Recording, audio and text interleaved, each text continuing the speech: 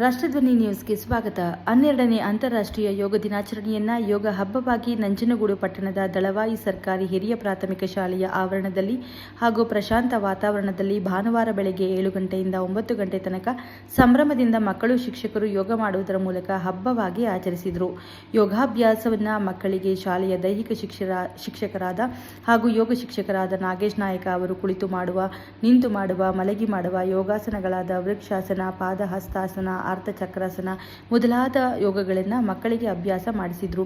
ಮಕ್ಕಳು ಬಹಳ ಖುಷಿಯಿಂದ ಉಲ್ಲಾಸಿತರಾಗಿ ಯೋಗಗಳನ್ನು ಅಭ್ಯಾಸ ಮಾಡಿದ್ರು. ಶಾಲೆಯ ಬಡ್ತಿ ಮುಖ್ಯ ಶಿಕ್ಷಕರಾದ ಶ್ರೀಮತಿ ಲೀಲಾವತಿಯವರು ಕಾರ್ಯಕ್ರಮವನ್ನು ಉದ್ದೇಶಿಸಿ ಮಾತನಾಡುತ್ತಾ, ಯೋಗ ಮಾಡುವುದು ಎಲ್ಲರ ಜೀವನದ ಅವಿಭಾಜ್ಯ ಅಂಗವಾಗಿದೆ. ಬಾಲ್ಯದಿಂದ ಹಿಡಿದು ವೃದ್ಧಾಪ್ಯ ತನಕ ಯೋಗಾಭ್ಯಾಸವನ್ನು ಮಾಡಬಹುದು ಎಂದರು. ಬಾಲ್ಯದಿಂದಲೇ ಯೋಗಾಭ್ಯಾಸವನ್ನು ಕಲಿಯುವುದು, ಅಭ್ಯಾಸ ಮಾಡುವುದು ತುಂಬ ಒಳ್ಳೆಯದು. ಯೋಗಾಭ್ಯಾಸ ಮಾಡುವುದರಿಂದ ಆರೋಗ್ಯ ಚೆನ್ನಾಗಿರುತ್ತದೆ, ಮನಸ್ಸು ಶಾಂತವಾಗಿರುತ್ತದೆ. ಯೋಗ ಬಲ್ಲವರಿಗೆ ರೋಗವಿಲ್ಲ.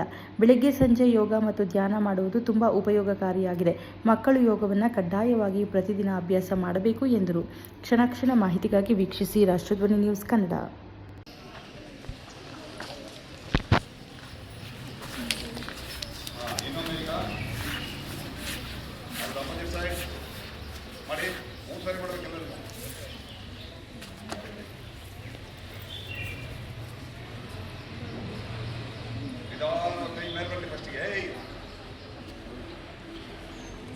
ಕೈ ಹಸ್ತ ಕೂಡ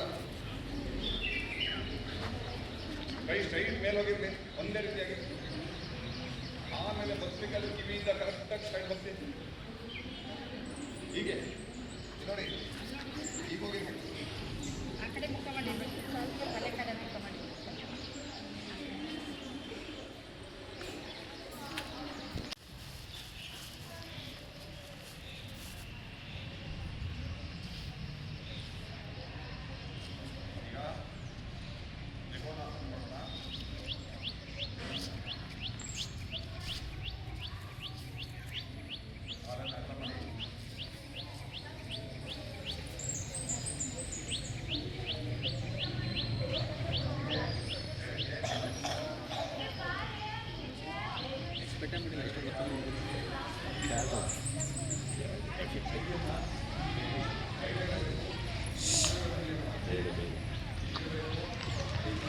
ಸರ್ ಹೇಗೆ ಮಾಡ್ತಾರೆ ಮಾಡಿ.